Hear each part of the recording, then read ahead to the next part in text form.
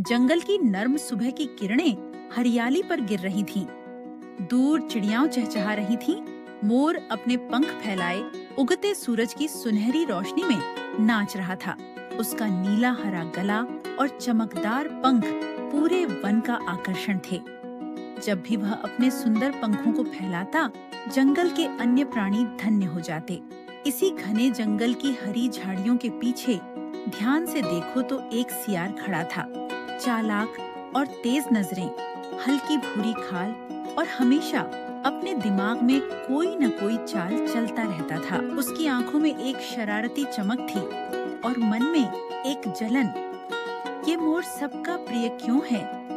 मेरी तरफ कोई क्यों नहीं देखता? हम सबकी निगाहें इसी पर रहती हैं। चलो देखता हूँ इसमें कितनी अकड़ है। एक बार जरा सबक सिखा दूं। आगे के दिनों में मोर अपनी नई नई चालों और रंगीन पंखों के साथ हर किसी का दिल जीतता रहा। नदी के किनारे एक सुबह वह पंख फैलाकर अपनी कला दिखा रहा था। तभी झाड़ियों से सियार निकल आया, सिर उठाकर और चालकी से मुस्कुराता हुआ। जंगल की हवा में हल्का सा तनाव घुल गया। मोर, माना तू सुंदर है, पर क्या तुझे लगता है कि सुंदरता ही सब कुछ है? तेरी समझ कहाँ है? सुंदरता तो भगवान की देन है, लेकिन असली गहना तो बुद्धि और समझदारी है। सियार को लगा खेल शुरू हो गया है। ठीक है, उसने सोचा, अब मेरी बारी। रात के समय जब सब सो रहे थे, सियार ने अपने चालाकी के जाल बिछाए।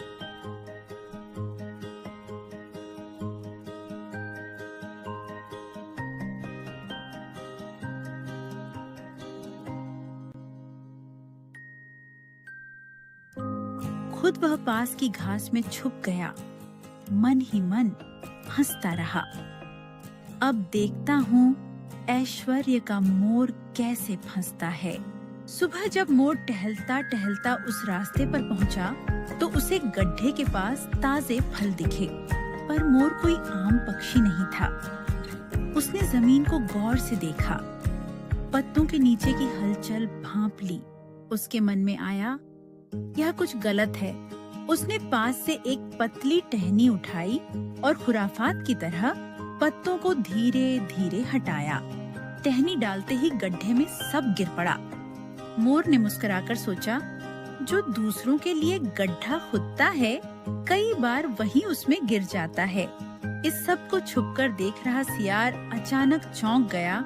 उसके चेहरे की मुस्कान गायब हो गई। वह गुस्से और हैरानी में झाड़ियों से निकला और हड़बड़ाहट में खुद गड्ढे में जा गिरा। अरे नहीं, ये कैसे हो गया? सियार की घबराई आवाज जंगल में गूंज उठी। मोर दूर खड़ा यह दृश्य देख रहा था। उसकी आंखों में करुणा, मगर चेहरे पर समझदारी की मुस्कान थी। वह चुपचाप पलटकर चलता गया। उसके पंखों में सुबह की रोशनी पड़ रही थी। छोटा सा जंगल, लेकिन एक बड़ी सीख पीछे छोड़ गया। जंगल के प्राणी दूर खड़े यह सब देख रहे थे। सबको समझ आ गया, दूसरों को हानि पहुंचाने की कोशिश में अपना ही नुकसान हो सकता है, और समझदारी हर परिस्थिति में आपका सबसे बड़ा सहारा है। धीरे धीरे जंगल की हवा फिर से खुशनुमा हो गई। चिड़ियाओं चहचहाने लगीं और सियार, वह सोचने लगा, अगली बार चालाकी से नहीं, समझदारी से काम करेगा।